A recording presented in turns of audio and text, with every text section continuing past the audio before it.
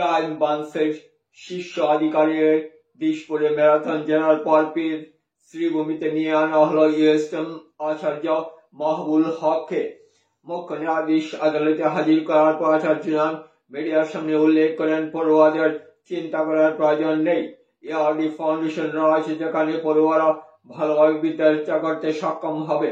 উল্লেখ্য, 4 দিনের জিম্মার অবসানের পর আদালতে হাজির করা হয় ইউএসএম আচার্য মাহবুল হককে।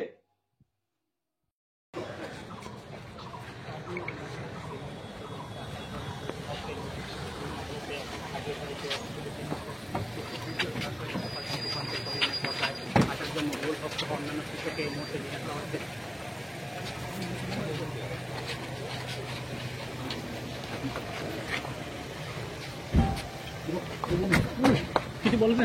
কিছু বলবেন আপনার ছাত্রছাত্রীর উদ্দেশ্যে? সব ঠিক আছে, আপনারা ভালো থাকেন। ছাত্রছাত্রীর উদ্দেশ্যে কিছু বলবেন? ছাত্রদের ভালো করে পড়াশোনা করতে লাগে, ভালো ইনস্টিটিউশন আছে ইআরডি ফাউন্ডেশনের আন্ডারে। ছাত্ররা চিন্তা করার কোনো দরকার নাই, গাছ লাগানো হয়ে গেছে। মুখ্যমন্ত্রীর উদ্দেশ্যে কিছু বলবেন? গাছের জ্বর নিচে চলে গেছে, এখন ফল খাইতে লাগে।